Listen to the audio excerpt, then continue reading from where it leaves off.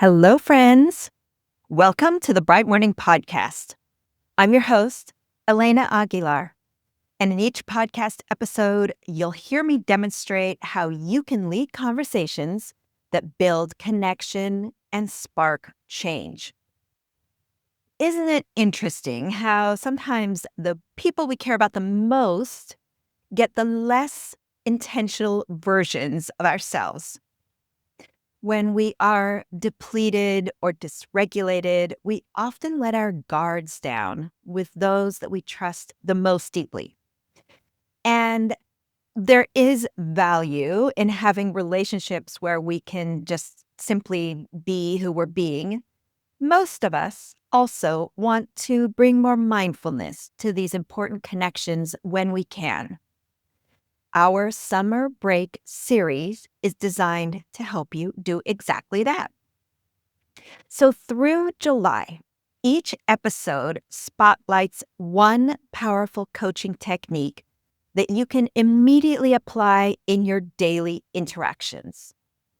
And I'll be emphasizing applications in your personal relationships, since summer often brings additional family time. But you'll discover that these strategies are equally transformative in professional settings. That's exactly what makes these approaches so valuable. They enhance both your personal connections and your professional capabilities. So I'll introduce each technique and I'll explain why it works. And then I will give you some concrete examples of how you can implement it. Okay, before we jump in, I have an exciting announcement to make, which is that this episode and all of my episodes moving forward are now available as video podcasts on YouTube. So you can find a link to my channel and to this episode in the show notes. Okay, let's start exploring today's powerful communication strategy. Today's coaching move is one of my absolute favorites. Wait time. What is wait time? It's simply the pause that you create after asking a question. It's giving the other person space to think before responding. So, as a transformational coach, I use wait time all the time. But this skill isn't just for coaching sessions, it is a game changer for conversations with friends, with your partner, with your parents, with your kids, literally with anyone in your life. Now, the reason that this move is so powerful is that our human brains need time to process. When someone asks us a meaningful question, we have to understand it, search our memories and experiences, organize our thoughts, and then translate those thoughts into words. And that is a lot of cognitive work. Most of us don't provide enough wait time.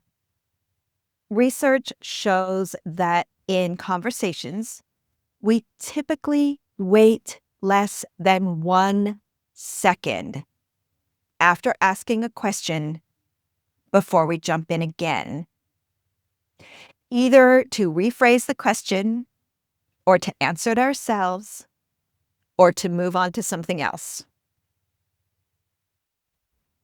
Take a moment to take that in.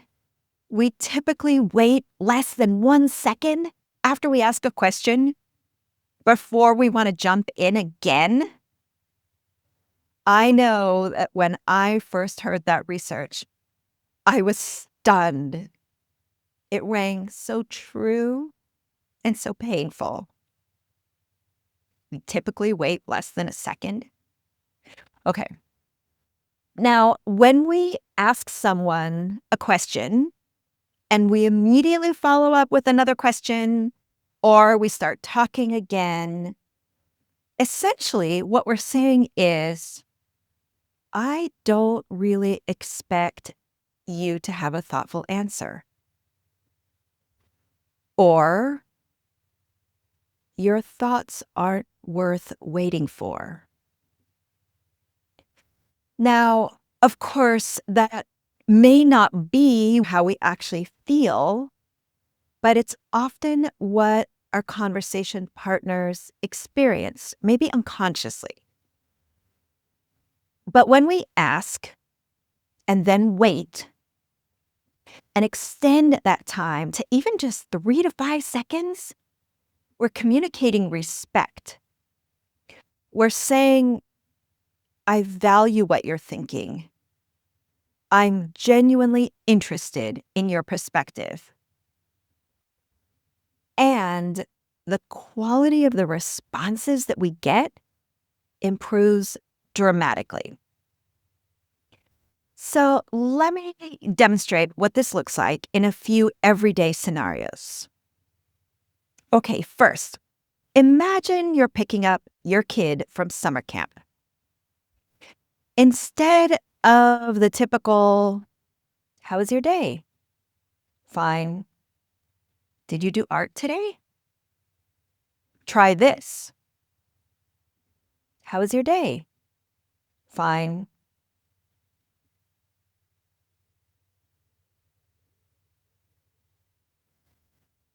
That 5-second pause might feel awkward at first, but it signals to your kid that you're genuinely interested in a thoughtful response, not just in going through the motions of asking. With your partner, wait time can transform those end-of-day touch points. Instead of, how was your meeting with that new client? It was okay. That's good. I was thinking we should try that new restaurant tonight. Try, how was your meeting with that new client? And after they say, it was okay, then count to 5 silently while maintaining eye contact. That pause gives your partner time to move beyond their surface level response, it was okay, to perhaps share their celebration or their frustrations or their insights from the meeting. I remember using wait time with my partner during a disagreement about household responsibilities after our son went off to college. I had asked, what do you think would be a fair division of our chores now that it's just the two of us? And then I waited. And I gotta say, it was so hard not to jump in with my own ideas because I had a lot of ideas. But after about 7 seconds, and those felt like long seconds, he shared a perspective that I hadn't even considered about how the timing of certain tasks was more stressful for him than the tasks themselves. So that insight led to a much better solution than what I had in mind. Now, with aging parents or older relatives, extended wait time is even more important. Because as we age, cognitive processing can slow down. So the next time you ask your parent or an elder about their experience, or you ask them for their advice, or you ask a question, try waiting 10 to 15 seconds after your question. And you might be amazed at the wisdom that emerges when you simply wait. Now, in friendships, wait time can also deepen your connections. Recently, I asked a friend who was going through a really hard time, what's been the hardest part?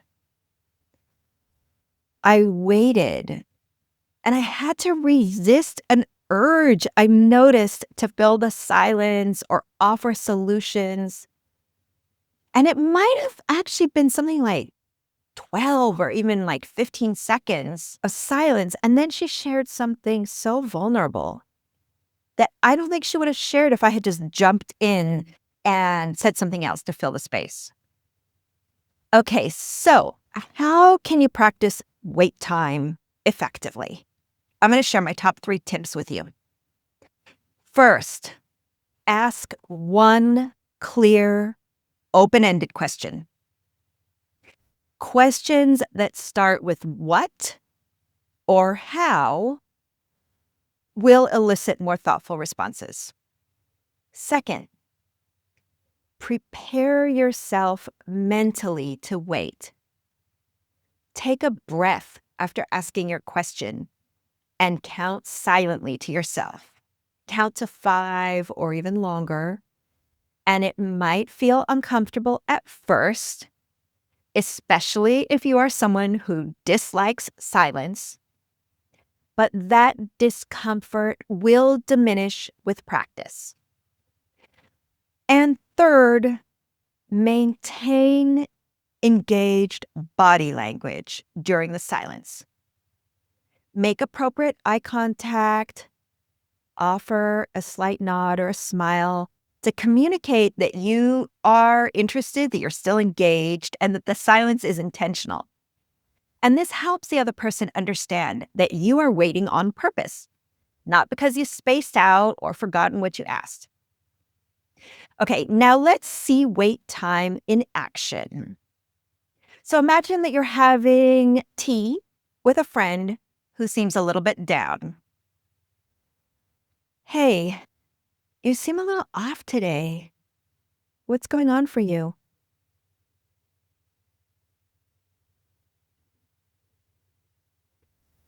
So instead of rushing to fill that silence, maintain eye contact, maybe a little gentle nod. And that communicates, I'm here, I'm listening, and I am genuinely interested in your answer. Now, maybe your friend says, oh, nothing really.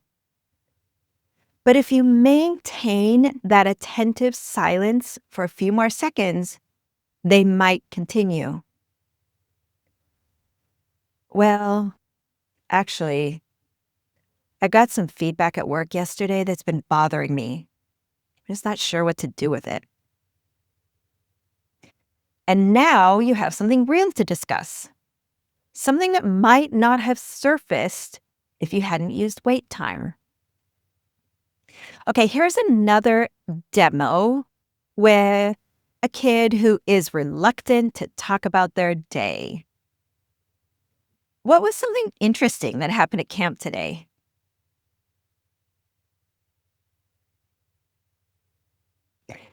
Keep a warm, expectant expression. And if they say nothing, just wait a little bit longer. And you are likely to get additional information like, well, actually, Jamal told me how to do this really cool trick on the monkey bars. I was able to do it after my 3rd try. And there it is. A meaningful moment that might have been missed without wait time. So as you practice this move at home this summer, you might encounter some challenges. Maybe you start worrying that silence is going to make the other person uncomfortable, and it might, just a little. But that productive discomfort often leads to deeper sharing. And remember, again, with warm body language and a genuinely curious tone, you are creating a safe space for that silence. Now, you also might find it difficult to tolerate silence yourself. And if that's the case, try focusing on your breathing during the wait time, or just mentally count the seconds. And I promise you, with practice, that discomfort will diminish. You also might feel like you want to stop trying if this doesn't work the first time. But like all things in transformational coaching, trust the process. Sometimes people just need multiple experiences of you waiting before they trust that you really want to hear their thoughts. Okay, so this week, I want to challenge you to try wait time in at least 3 different conversations. Ask a meaningful question and then wait, really wait for the response. And notice what happens in that silence. Notice the quality of the answer that you receive. And notice how the conversation feels different. Remember, transformational coaching isn't just about the work we do professionally. It's really about how we show up in all of our relationships. And sometimes the most powerful thing we can offer someone isn't our wisdom or our words. It's our willing, patient silence. Thank you for joining me for this summer break episode. And until next time, may your conversations be thoughtful, may your questions be curious, and may your wait time be plentiful. And if you have found this summer coaching move helpful, then please share this episode with a friend or family member who might benefit. And don't forget to subscribe so that you don't miss the rest of our summer break series. All right, friends, thanks for listening. And Leslie Bickford, thank you for being the podcast producer. And Stacey Goodman, thank you for doing the sound engineering. Take care, everyone.